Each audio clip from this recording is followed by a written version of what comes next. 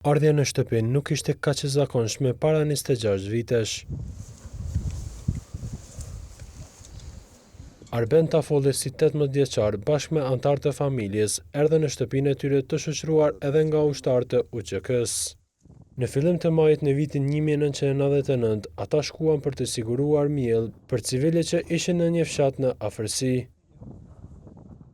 Por në një moment, afër këtij shkëmbi, forcat serbe sulmuan me mina hedhës, duke ia vrarë atij babain dhe motrën. Për sa kanë hi ata në mrena, një do krisë më ndëgjun për slartit.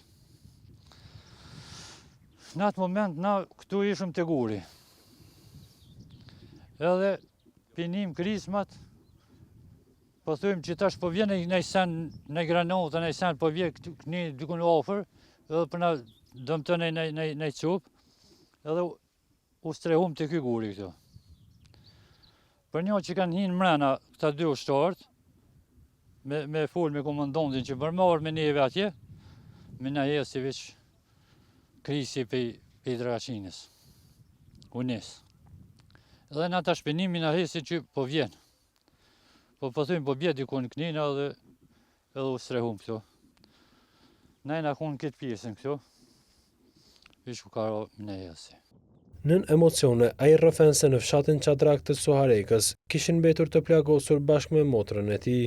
Ha dit jena kun ren, baba kon, Hoxha, motra që ka vdek, edhe ja u myt këtu, motra madhe, Shëreti Tafolli, baba Muhamet Tafolli, Hoxha është i plagosën Bajram Tafolli, motra tjetër Luleta Tafolli, edhe ajo është e plagosne, edhe unë jam kon.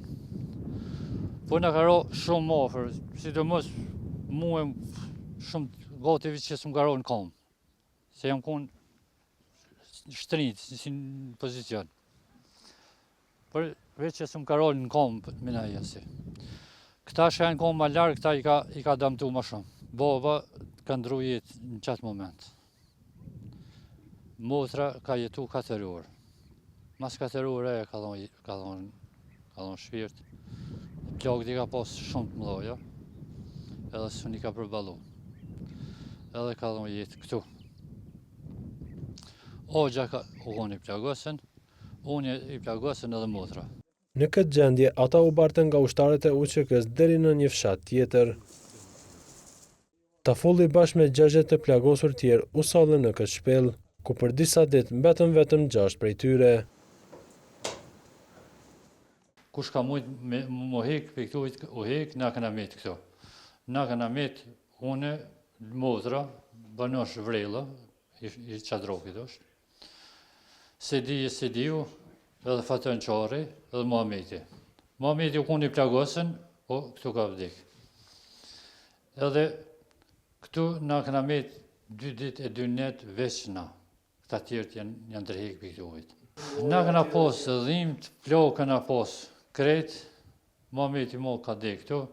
Na këna pos dhimt, edhe në gjdo moment, me një bised me Sediun, manastirësit, thonë ka arben dil atje të dera, edhe në të shuhë që u mërzitëm. Plagë që i kishëm, dhimt kishëm, dil në të shuhë edhe në të vinet në vrasin, që shumë mos në lonë gjallë. A i thot se tashmë ishin në dorë të fatit, derisa për një moment aty erdhën sërish ushtarët e UÇK-s. Me një mramje, halo pa bon aksham, kur natë të dera, kur për njëm dikush të folë.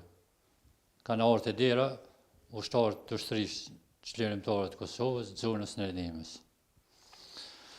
Edhe për njëm të folë, une u qovë dhe thash, kush jeni, a jeni shqiptarë, tha po, tha shqiptarë, tha jena, tha na jena orë, tha mi të tërhek, tha për këtovit. A jeni gjallë, thash po gjallë jena, thash na jem 5 gjallë, edhe një onsh, thash, ka vdek këto.